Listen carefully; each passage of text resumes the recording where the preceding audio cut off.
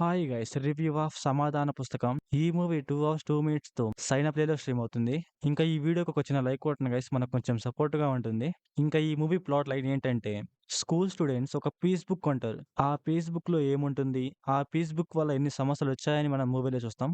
ఇంకా ఈ మూవీ ఎలా ఉందంటే, ఫస్ట్ హాఫ్ యావరేజ్‌గా ఉండి, సెకండ్ హాఫ్ పర్లేదు. ఇంకా ఈ మూవీ ఫ్యామిలీ వాచబులా అంటే, నో గైస్, మూవీ మొత్తం డిస్టర్బ్ చేయొచ్చు. అండ్ మూవీలో పీస్ బుక్ చూపిస్తారు. ఈ జనరేషన్ వాళ్ళకైతే పీస్ బుక్ అంటే ఏంటో తెలియకపోవచ్చు. కాకపోతే 90స్, 80స్ వాళ్ళకైతే ఖచ్చితంగా తెలుస్తుంది. ఏంటి ఆ పీస్ బుక్ అనేసి. ఈ మూవీ అయితే 90స్ కిడ్స్ అయితే ఖచ్చితంగా ఎంజాయ్ చేయొచ్చనమాట.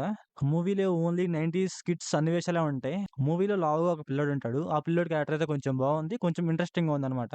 అక్కడక్కడ ఆ క్యారెక్టర్‌తో కొంచెం ఫన్‌గా ఉంటుంది. మూవీలో నాకు అర్థం కానిదేంటంటే, పిల్లోళ్ళు చాలా మంది డ్రింక్ చేసి సార్‌లకి చిక్కిపోతారు. కాకపోతే సార్‌లు అప్పుడేమనరనమాట. ఈ పీస్ బుక్ చదివినందుకైతే పెద్ద యాక్షన్ తీసుకుంటారు. అదైతే మాత్రం నాకు పెద్ద అన్‌లాజిక్ అనిపించింది.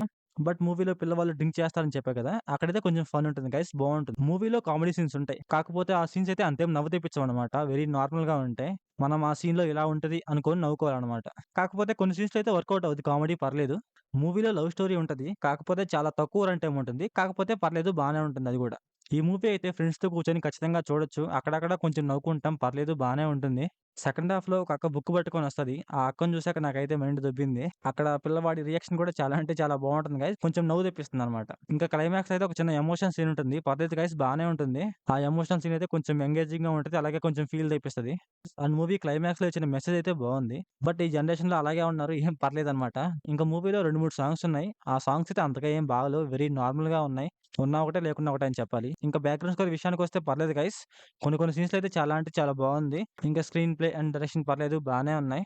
ఇంకా మూవీలో హీరో ఎవరు అనేసి అర్థం కాదు గైస్. ఒకరినని అనుకుంటాం. బట్ అతనో కాదో అర్థం కాదనమాట. పర్ఫెక్ట్‌గా డీటెయిలింగ్ లేదు. ఇంకా మూవీలో డీటెయిలింగు, లాజిక్స్ అంటే మాత్రం మూవీ చూడలేం గైస్.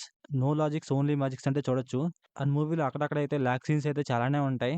అలాగే ఎంగేజింగ్ సీన్స్ గూడా ఉంటాయి. అండ్ మూవీ స్టార్టింగే ఒక నోట్ ఇస్తారు. ఆ నోట్ చదవండి. అండ్ మూవీ లాస్ట్‌లో ఒక ప్రిన్సిపల్ ఒక మాట చెప్పిద్దనమాట. ఆ మాటకైతే నాకు కొంచెం నవ్వొచ్చింది.